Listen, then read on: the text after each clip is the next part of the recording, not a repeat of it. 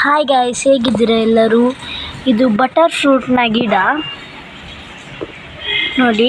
ಇದು ನಾನು ನೆಟ್ಟಿದ್ದೆ. ಇದು ಈಗ ಮೊಳಕೆ ಬರಲಿಕ್ಕೆ ಸ್ಟಾರ್ಟ್ ಆಗಿದೆ.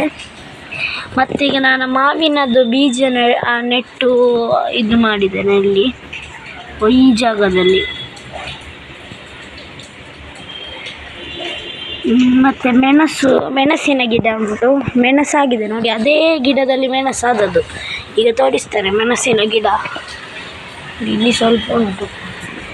ಈ ಮೆಣಸಿನ ಗಿಡದಲ್ಲಿ ಆದದ್ದು ಇದೇ ಮೆಣಸಿನ ಗಿಡ. ಇದು ದಾಸವಾಳ ಎಲ್ಲ ಉಂಟು ನೋಡಿ. ಅದೇಗೆ ಆಗ್ತದೆ ಅಂದರೆ, ಫಸ್ಟ್ ಹೂ ಬಿಡ್ತದೆ.